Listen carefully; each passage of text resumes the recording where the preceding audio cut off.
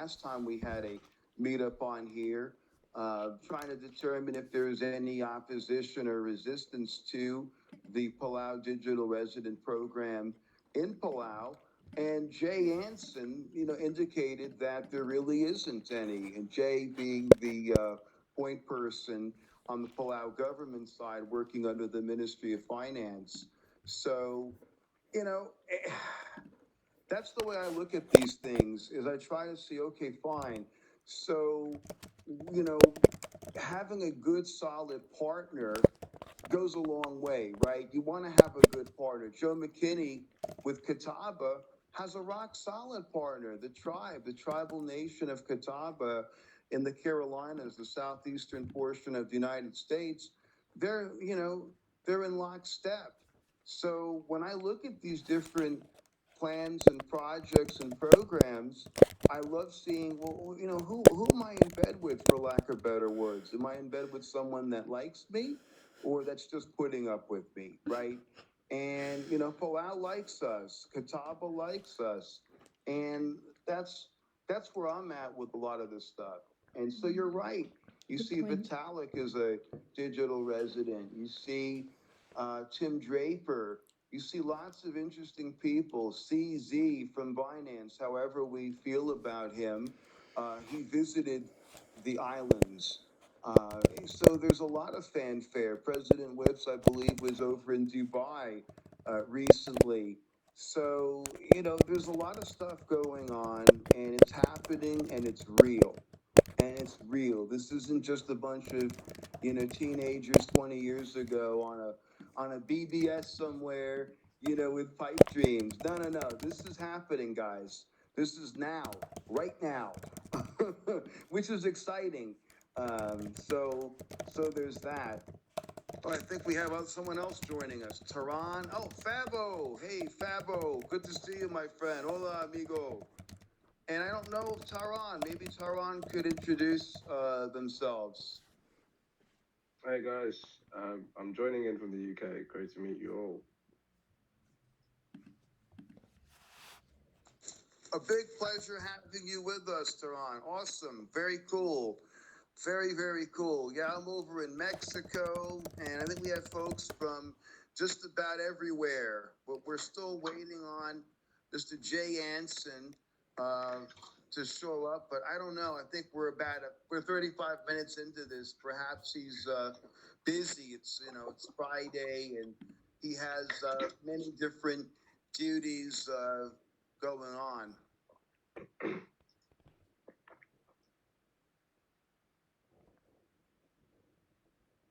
Yeah, I'm in Brazil right now, wondering if there's anybody else. It's interesting that you mentioned Prospera. So I would disagree on that comparison. So Honduras signed up to investor protection treaties and free trade agreements specifying like 50 years of protection of investments. The current government might disagree, but it's really, really in their interest to keep abiding by them, and eventually they will. And Palau politics could change on a whim. So I see Honduras with Zarello as a way more stable partner. Well, that's a really good way of looking at it, Victor. And that's assuming that the law matters, right? We hope it does. We believe in rule of law, right? And fulfilling contractual obligations. Um, yeah, the politics of Palau could change, but as far as I can tell, there is no imminent opposition to this. But you're right. It could very well happen that the legislature of Palau could simply decide to repeal the legislation that is behind the Palau Digital Residence Program. It could. It really could. You're 100% right. And I think that's a lucid way of looking at it.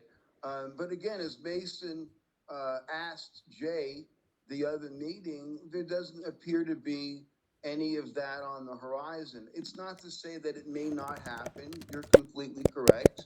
There is no international treaty protecting us Palau digital residents. You're 100% correct, and I think that does need to be stated. You have a good Whoa. point. That being said, Wow. I'm Okay. not seeing that on my crystal ball. And the other thing to consider is that Palau is in the midst of doing a um, a stable coin test, a pilot program. Again, however we feel about Ripple, good, bad, ugly, a wonderful thing, a front for something not good. Ripple is backing it, and they're going full steam ahead with I think they're going to have 200 participants in this pilot program, which I realize is a small thing, but they're going full steam ahead with the digitization of their country and their economy. And they have been looking to do things to offset the loss of tourism during the COVID pandemic, right? Where supposedly, I think they had a 70% hit in tourism due to the pandemic. So, one of the things that came out of that was this program. So, look, you could be right. Maybe tourism will Amazing. pick back up, What can I and say? they'll say, you know what? We don't really need this digital resident program, and so they'll go ahead and they will ditch and axe this program. Could happen, um, but I don't think it's going to happen for another reason because part of the other side of this program is to attract tourism. They want us to not only be digital residents, but to go out there and visit the country. So, and we do get apparently discounts at different places in the country if we flash our digital resident card. So I don't know if anybody has done that yet. My guess is probably not, or very few people, but there is that. Good And you times. could also say, well, the fact that very few people have done that might be another reason why they would, get rid of the program. So, look, I can certainly see that kind of a problem. But circling back to Prospera, look, um, I would never have done business with them. Just to be completely candid, I've never been a fan of the way that they do business in Central America. I barely like the way they do business here in Mexico. It's challenging. It's Byzantine. Um, it's not an easy way of doing things. That being said, I love Prospera. I've been in e-residence. I love the team. I like their outlook. I understand, the treaty with Kuwait. I understand the legal foundations of it. And I think that, you know what, they get another government in there, right? And things are going to be a lot better. They get rid of Castro and they put in someone a lot better. And it should be much better for Prospera and Morazan. So there's that. But here's the thing, though. International treaties routinely get ignored all the time, right? So you could say, oh, yeah, but, Prospera is suing Honduras. True, they are. We Oh, know they have a $10 billion plus Prospero lawsuit that'll suing probably end up in Honduras. What? international arbitration. And most likely Honduras will not prevail. True. So then, it becomes an ugly situation, right? Because as you enforce an international judgment against a country like Honduras, all that's going to happen is you're going to turn people off. They're not going to be like, oh, no, we need to respect these gringos on the beach. No, they're going to say, to hell with them. To hell with them. These guys are enforcing a $10 billion judgment against us, and we can barely afford this, that, or the other. See, I'm pro Prospera, but we also have to deal with realpolitik, right? And I know the team in Prospera, they're very intelligent people. They have great lawyers. I've spoken with many of these folks. It's a delicate thing. It's just super duper delicate. And hopefully, the winds of change will blow peacefully through Honduras and they'll get a better form of government. But that's just my take on it. I do happen to agree with you, Victor. I'm just looking at this in perhaps a slightly different context. I see here that Jay doesn't think he's going to be able to make it. That would be Jay Anson. So There's that. I'm going to go respond to him, but I'm going to shut up and let Victor or Noah or Mason or anyone else respond. Yeah, it's entirely possible that I might be wrong about this and too optimistic about Prosper. For Palau, I don't know. It could happen relatively quickly.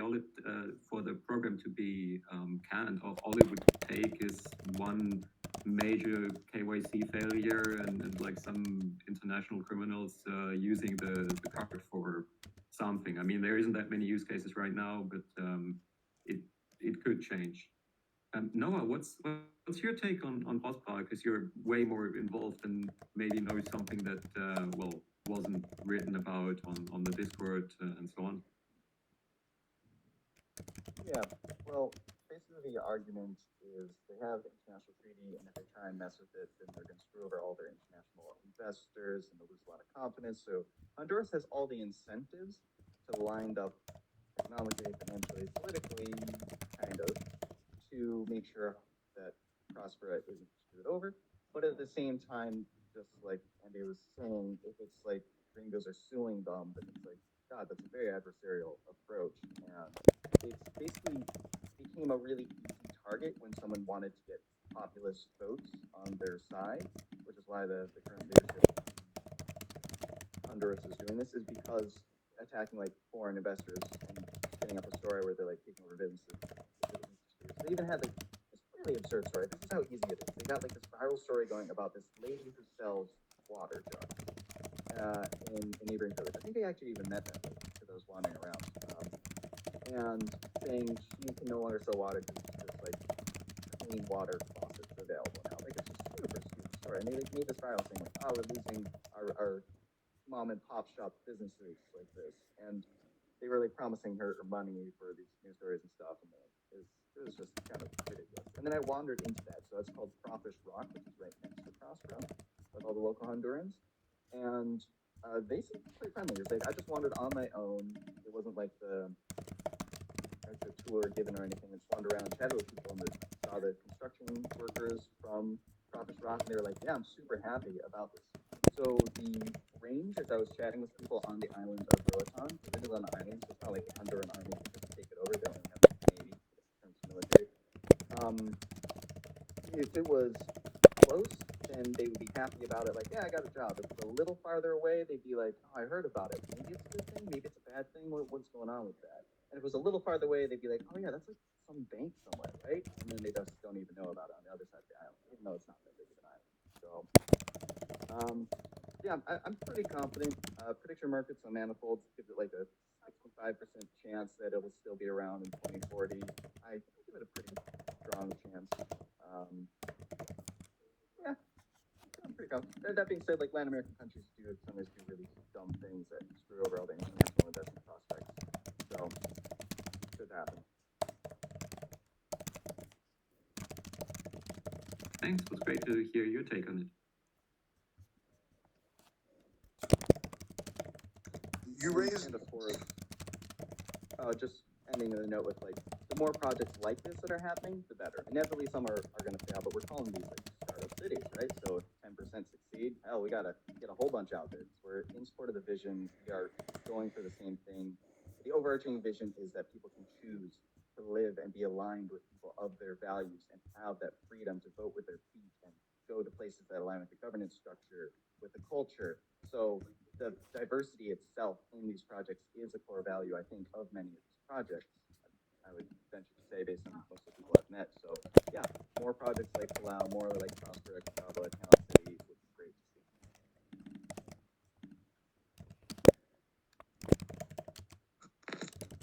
Oh, 100%. Go ahead. No, you go ahead.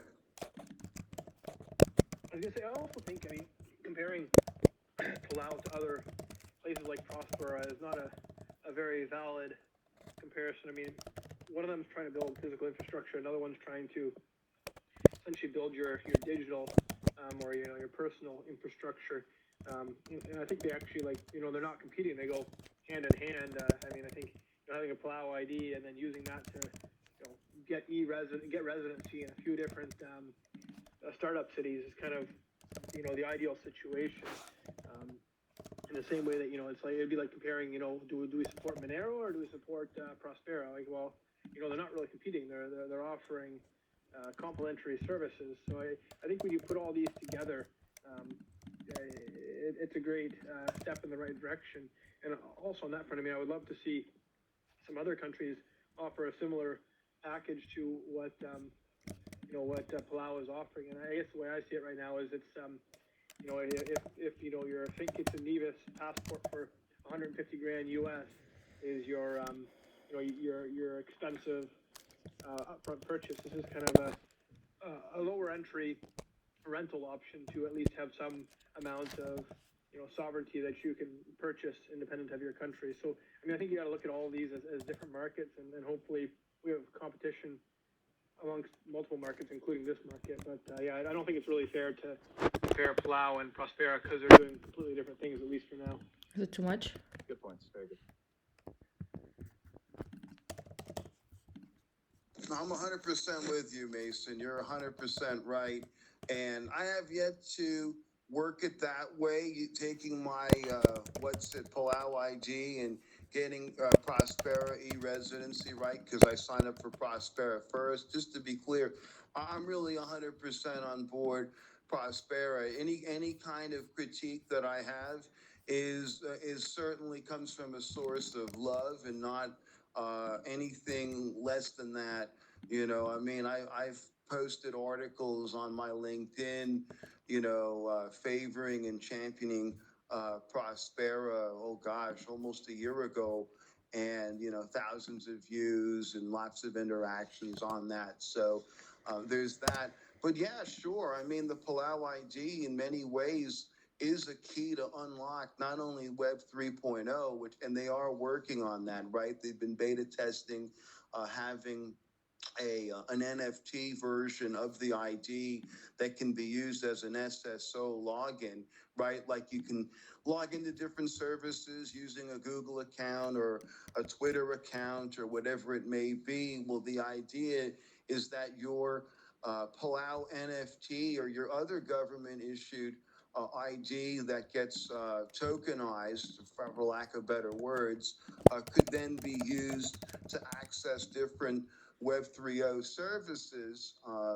So that is something that RNS Cryptic Labs, Palau, they are actively looking to do. That's the more next level type stuff that could get real interesting real fast. And they are, I don't know if they're at the tip of the spear, but they're pretty darn close if they aren't. But again, Mason, 100% right. They are not at all in competition with each other. In fact, it's kind of interesting because Palau's already a country, right? So it's a country that's trying to also build out a network state. It's not a network state that's trying to become a country. So there's a bit of a difference there. Not that I'm suggesting Prospera is looking to become a country. They most certainly are not, as far as I can tell. And that's dangerous talk from their end. But, it's interesting, right? Because there's a terrestrial 3D Prospera, and then, of course, there is the digital Prospera that many of us enjoy.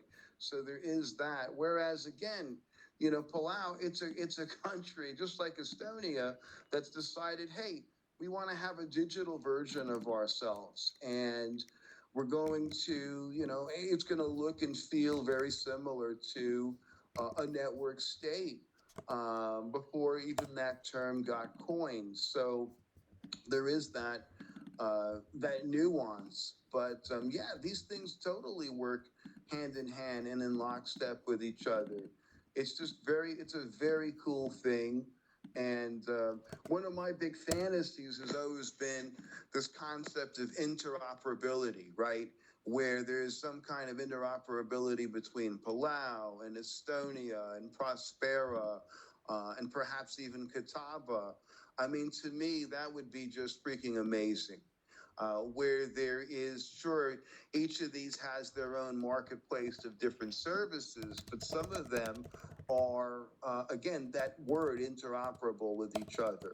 So that would be an amazing thing, and I'm sure other network states or countries that are trying to digitize themselves will be launching similar type stuff. So it's just very cool. All this stuff to me is great. I don't know where they are with the NFT login. Maybe somebody has that information. And again, unfortunately, it seems like Jay Anson will not be joining us on this particular call.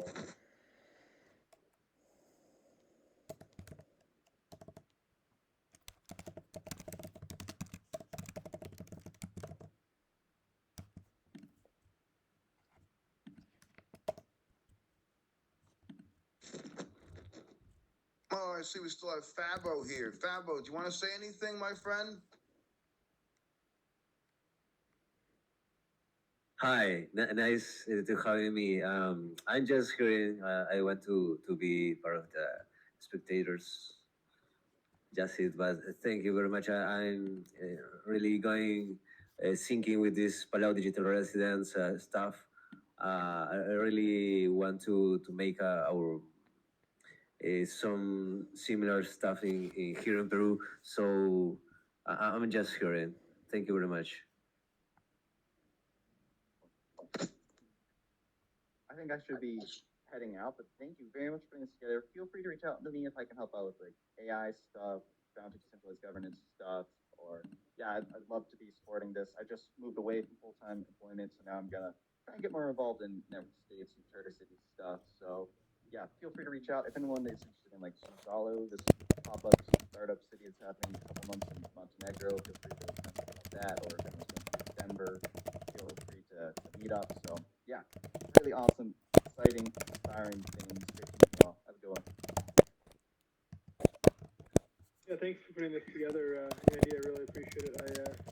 I've been up for about 36 hours with work now, so I'm gonna have to cut it off here too. But thanks for organizing this, and hopefully you guys can all join the Atlas Island one next week, same time, where we can continue discussing similar topics, but this time again like a different spin on it. Instead of the ID or the land, looking at how you can start creating mobile assets that can essentially move between jurisdictions more easily to allow you to shop between states more easily, rather than having to uproot your entire life every time you want to switch.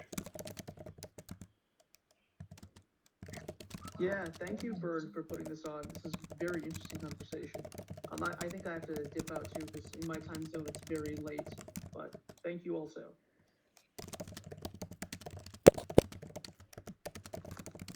Oh, my pleasure, Mitchell. Mason, get some rest. We'll definitely see you next week, 11 o'clock Eastern in the morning. I believe it's Friday, March 3rd, Atlas Island. So t.me/Atlas Island. And Noah, thank you so much for joining. Yes, certainly the Montenegro folks. I'm very familiar with them.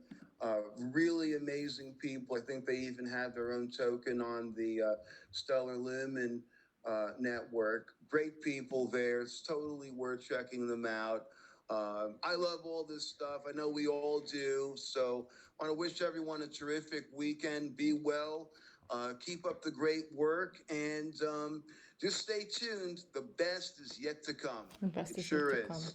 Okay, thank you, everyone. Thank you Thank you so for much. organizing it. Thanks for hosting. See you next week.